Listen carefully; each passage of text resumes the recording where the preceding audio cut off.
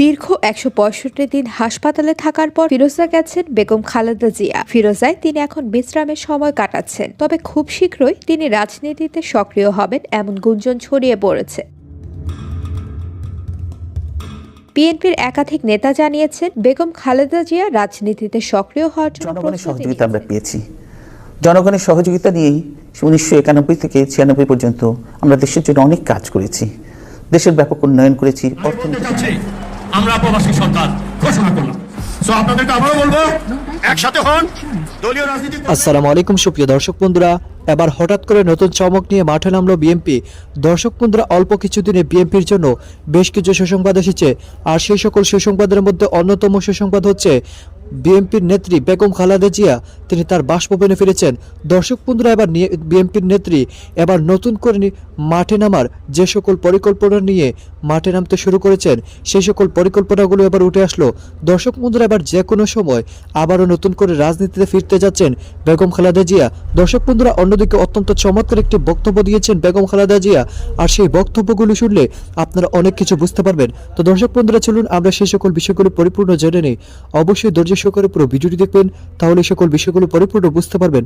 তবে শেষ পর্যন্ত বিএনপির জন্য যে সকল সুসংবাদগুলো এসেছে, মধ্যবিত্তরা ক্ষতিগ্রস্ত, নিম্ন মধ্যবিত্তরা ক্ষতিগ্রস্ত, এমনকি আপার ক্লাসকেও এখন ক্ষতি করছে। সেই আমাদেরকে চিন্তা করতে হবে যে দ্রব্যমূল্যের দাম কমানোর জন্য। আমি আওয়ামী লীগের সরকারের মতো বা আওয়ামী লীগ দলের মতো মিথ্যা আশ্বাস দিতে চাই না, আমার সেই অভ্যাসটা নেই, আমি পারি না। আমরা যা পারবো সেটাই বলবো। অবশ্যই যদি আমরা চেষ্টা করি এবং সকলকেই সহযোগিতা করতে হবে, তাহলে দ্রব্যমূল্যের দাম কমিয়ে আনতে হবে এবং সেই জন্য আমাদেরকে উৎপাদনও বাড়াতে হবে। সেই উৎপাদন বাড়াতে হবে, দ্রব্যমূল্যের দাম কমাতে হবে, জনগণের ক্রয় ক্ষমতার মধ্যে নিয়ে আসতে হবে। এর থেকে আরেকটা জিনিস, কর্মসংস্থান সৃষ্টি করতে হবে, ব্যাপক কর্মসংস্থান সৃষ্টি করতে হবে।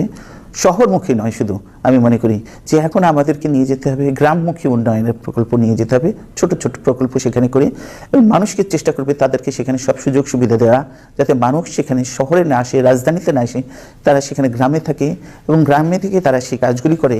এবং কৃষক, যেমন যে কৃষক উৎপাদন করছে, সেই কৃষককে আমার দেখতে হবে যে উৎপাদন করছে, সেই উৎপাদনের খরচটা যাতে তার উঠে একটু প্রফিট থাকে। তাকে তো খেতে হবে, তাকে কিনে খেতে হবে, সে বিক্রি করবে, আবার তাকে অন্য জিনিস করতে হবে, পরিবার চালাতে হবে। তার উৎপাদন খরচটা যাতে তার উঠে আসে, সেই জন্য তাকে সাহায্য করতে হবে। সরকারের পক্ষ থেকে অবশ্যই সহযোগিতা দিতে হবে। আমাদের মতো গরিব দেশে যদি সরকার সহযোগিতা না করে, তাহলে কিন্তু তারা সেভাবে, হয়তো যারা ধনী কৃষক আছে তারা পারবে, কিন্তু আমাদের দেশে বেশিরভাগই কৃষক হলো যে দরিদ্র কৃষক, তাদেরকে সহযোগিতা দিতে হবে, সুলভ মূল্যের জিনিসগুলি পায় সেই ব্যবস্থা করতে হবে। শহীদ জিয়াউর রহমান যে পরিকল্পনা বা কর্মসূচিগুলি নিয়েছিলেন, সেই কর্মসূচি কিন্তু মাঝখানে এরশাদ এসে বন্ধ করে দিয়েছিল। পরবর্তীতে এসে আমরা শুরু করেছিলাম এবং আবার যখন আওয়ামী লীগ এসেছে বন্ধ করে দিয়েছি। এই যে ধারাবাহিকতা না থাকার জন্য ক্ষতিগ্রস্ত হয়েছে। তারপর আমরা ওর মধ্যে দিয়ে যে আওয়ামী লীগ ক্ষমতায় থেকে ১৭২ দিন হরতাল করেছে আমাদের সরকারের এগেনস্টে, তার মধ্যে দিয়েও আমরা কাজ করে গেছি। এই 2001 থেকে 2006 পর্যন্ত আমরা কাজ করেছি এবং 40 বছরের মধ্যে অর্থনৈতিক গ্রোথ সবচেয়ে ভালো বাংলাদেশে 6.7, আমাদের 6.7% গ্রোথ হয়েছে। এটা সবচেয়ে বেশি বাংলা এখন পর্যন্ত। এবং এটা আবার এই যে মঈনুদ্দিন ফখরুদ্দিনের সরকারের সময় নিচে পড়ে গেছে, এখন এটা থেকে আর সরকার উঠতে পারছে না। তো কাজে আমরা আশা করি যে বিএনপি সরকার, সেটা বিএনপি যেরকম প্ল্যান আছে, সে প্ল্যান দিয়ে আমরা এটাকে আবার উপরে নিয়ে যেতে পারবো এবং বাংলাদেশকে একটি মধ্যম আয়ের দেশে পরিণত করতে পারবো এবং দেশের মানুষকে আমরা নিরাপত্তা, শান্তি এবং অর্থনৈতিক উন্নয়ন করতে পারবে বলে আমার বিশ্বাস। এবং সেখানে শুধু গণতন্ত্র প্রতিষ্ঠা নয়, আমরা সেখানে সকল দল মিলে আমরা সেখানে পার্লামেন্টারি সিস্টেমের সরকার প্রতিষ্ঠা করেছি এবং আমি চেয়েছি তখন থেকেই যে আমরা সকলে মিলে কাজ করব। দেশ বাংলাদেশ একটা গরিব দেশ, সমস্যা অনেক, সেজন্য এখানে আমাদের মধ্যে যদি সুসম্পর্ক না থাকে, তাহলে স্বাভাবিকই সেই দেশের মানুষের কল্যাণ করা অত্যন্ত কঠিন। প্রতি পদে পদে যদি বাধা আসে, তাহলে কিন্তু আপনার যত সুন্দর পরিকল্পনাই থাকুক, সেই পরিকল্পনাগুলি আপনি বাস্তবায়ন করতে পারবেন না। 1991, 9 বছর পর আমরা কিন্তু দেশে গণতন্ত্র এনেছি। সেখানে আমরা আশা করেছিলাম যে আমরা সরকারে আছি, অপোজিশনে ছিলেন আওয়ামী লীগ।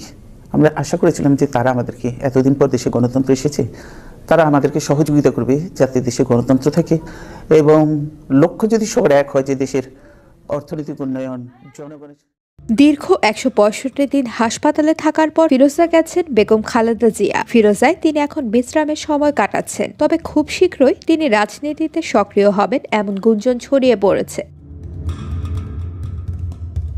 বিএনপির একাধিক নেতা জানিয়েছেন বেগম খালেদা জিয়া রাজনীতিতে সক্রিয় হওয়ার জন্য প্রস্তুতি নিচ্ছেন এবং যে কোনো সময় তিনি রাজনীতিতে সক্রিয় হতে পারেন। গত নির্বাচন নিয়ে বিএনপির রাজনৈতিক সিদ্ধান্তের কারণে বেগম খালেদা জিয়া অত্যন্ত বিরক্ত এবং হতাশ। এ কারণে তিনি রাজনীতিতে সক্রিয় হতে চাচ্ছেন। তবে একাধিক সূত্র বলছে যে বেগম জিয়াকে রাজনীতিতে সক্রিয় করার জন্য একটি মহল জোর তৎপরতা চালাচ্ছে। তারা মনে করছে যে বেগম জিয়া নেতৃত্বে না এলে দলটি ধ্বংস হয়ে যাবে। তারাই মূলত খালেদা জিয়াকে সক্রিয় করার জন্য চেষ্টা করছেন।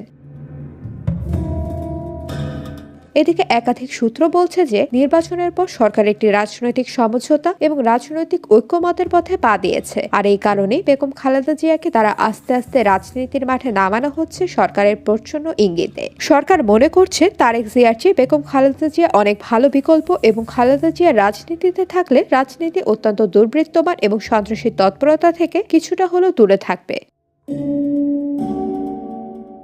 তবে কোনো রাজনৈতিক বিশ্লেষক মনে করেন বেগম খালেদা জিয়া আর তারেক জিয়া একই মুদ্রার এপিটোপি। বিএনপির সঙ্গে কোনো রকম রাজনৈতিক সমঝোতার প্রশ্নই ওঠে না। তবে বিভিন্ন মহল মনে করছেন যে এক কৌশলগত কারণে সরকার বিএনপির সঙ্গে একটি সমঝোতার নীতি তৈরি করতে পারে, যাতে বিএনপি আন্দোলন ছেড়ে তাদের সংগঠনে মনোযোগ দিতে পারে। খালেদা জিয়া সহ দলের সিনিয়র নেতাদের জামিন হতে পারে এবং দেশের রাজনীতির সংঘাতের বৃত্ত থেকে বেরিয়ে আসতে পারে। আর এই কারণেই বেগম জিয়া যারা এখন বাইরে আছেন এই সমস্ত সিনিয়র নেতাদের নিয়ে খুব শীঘ্রই বৈঠক করবেন বলে জানা গেছে। বেগম জিয়ার একজন চিকিৎসক বলছেন যে তিনি বৈঠকের আগ্রহের কথা বলেছেন। একটি দিন যাওয়ার পর একটু সুস্থ বোধ করলে তিনি মঈন খান, নজরুল ইসলাম খান সহ যারা গুরুত্বপূর্ণ নেতা বাইরে আছেন তাদের সঙ্গে বৈঠক করবেন এবং বিএনপিকে পুনর্গঠনের প্রক্রিয়া শুরু করবেন। সংশ্লিষ্ট সূত্রগুলো বলছে যে আন্দোলন নয়, বিএনপির এখন প্রধান লক্ষ্য হলো নেতাকর্মীদের জেল থেকে মুক্ত করা এবং দলটিকে সাংগঠনিকভাবে একটি ভিত্তির উপর দাঁড় করানো। বিএনপির অধিকাংশ নেতাই মনে করছেন যে নির্বাচন হয়ে গেছে, এখন আন্দোলন করার সময় নয়, এখন আমাদেরকে আগে সংগঠন গোছাতে হবে। এই বার্তাটি বেগম খালেদা জিয়ার কাছে দেয়া হয়েছে। তো দর্শক বন্ধুরা, আপনারা হয়তো পুরো ভিডিওটি দেখে এবং এই সকল কথাবার্তাগুলো শুনে অবশ্যই বুঝতে পেরেছেন অবশেষে নতুন করে এবার বিএনপির জন্য মহা সুসংবাদ আসতে চলেছে। এবার বিএনপির কার্যালয়ে ঢুকেছে এবং অন্যদিকে বিএনপির নেত্রী বেগম খালেদা জিয়া মুক্তি পেয়ে তার বাসায় ফিরেছে। দর্শক বন্ধুরা, অন্যদিকে এবার আমেরিকা থেকে একের পর এক বাংলাদেশের এই নির্বাচনকে অনিয়ম এবং কারচুপি বলে এবং অবৈধ বলে ব্যাখ্যা করে যাচ্ছে। তো দর্শক বন্ধুরা, আপনারা পুরো ভিডিওটি থেকে এবং বেগম খালেদা জিয়ার এই সকল কথাগুলো শুনে আপনারা কি বুঝতে পেরেছেন? তবে কি শেষ পর্যন্ত বিএনপি নতুন করে নতুন কোনো ঘোষণা দিয়ে নতুন কোনো চমক নিয়ে মাঠে নামতে যাচ্ছে? তো দর্শক বন্ধুরা, এ বিষয়ে আপনাদেরকে মতামত অবশ্যই কমেন্ট করে জানিয়ে দিবেন।